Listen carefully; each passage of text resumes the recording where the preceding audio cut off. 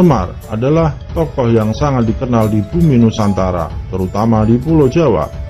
Sebelum kita membahas mengenai kesaktian Semar Bradhanaya, tentu kalian pengen tahu kan siapa sebenarnya Semar, sang pemomong tanah Jawa. Semar merupakan tokoh utama dalam Punokawan di pewayangan Jawa dan Sunda. Tokoh ini dikenal sebagai pengasuh sekaligus penasihat para kesatria dalam cerita Mahabharata dan Ramayana dari India. Nama Semar sendiri tidak ada dalam kisah Mahabharata dan Ramayana, sehingga tokoh ini diyakini merupakan ciptaan pujangga Jawa. Namun sebelum melanjutkan video ini, untuk menjaga silaturahmi, silahkan subscribe dan tekan tombol loncengnya agar kalian semua selalu mendapatkan informasi terbaru dan menarik dari channel ini.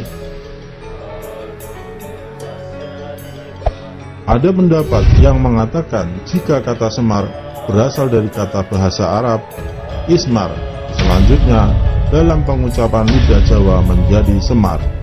Ismar dalam bahasa Arab mempunyai arti paku, fungsinya sebagai pengokoh yang goyah. Semar juga mempunyai julukan Bradhanaya, berasal dari kata bahasa Arab Badrun, berarti rembulan, sedangkan Naya berarti wajah dalam bahasa Jawa kuno. Dia juga mendapat julukan Nayantaka. Naya berarti wajah, Taka berarti pucat. Julukan keduanya bisa diartikan Semar memiliki watak rembulan dan mempunyai wajah pucat. Semar memiliki bentuk fisik yang sangat unik, seolah-olah ia merupakan simbol penggambaran jagat raya. Tubuhnya yang bulat merupakan simbol dari bumi, tempat tinggal umat manusia dan makhluk lainnya. Semar selalu tersenyum tetapi bermata sembab. Penggambaran ini sebagai simbol suka dan duka. Wajahnya tua tetapi potongan rambutnya bergaya kuncung seperti anak kecil, sebagai simbol tua dan muda.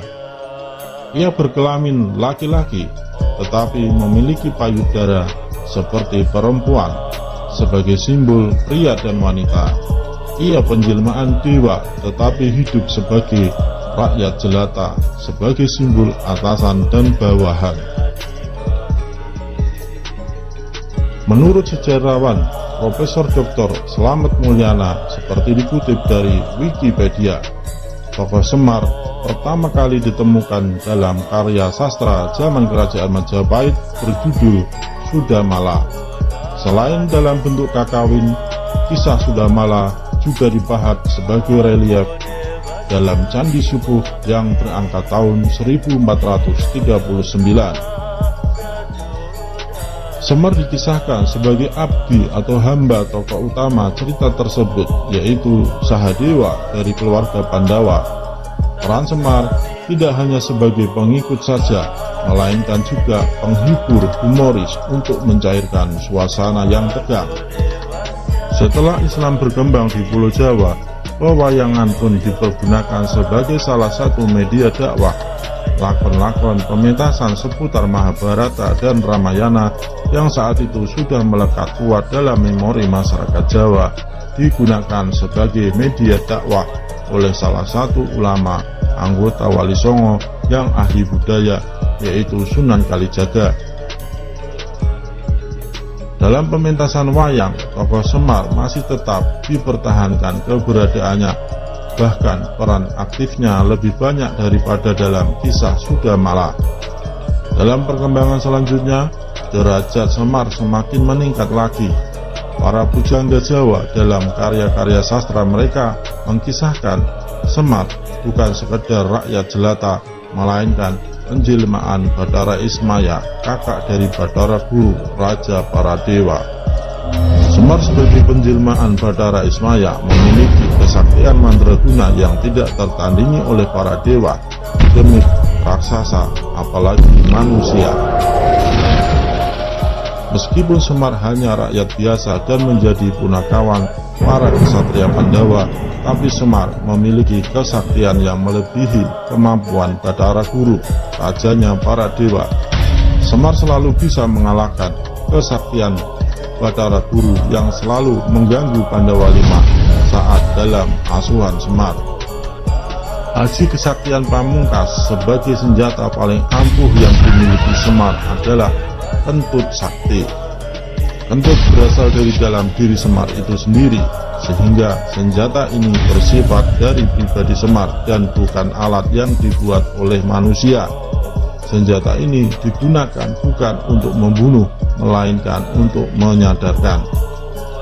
Kentut dari perut Semar memiliki daya luar biasa destruktif, melebihi kedahsyatan daya malapetaka bencana alam yang paling destruktif.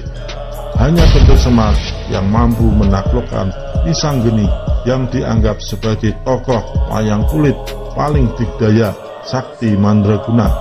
Bahkan Bathara Guru pun takluk kepada Semar.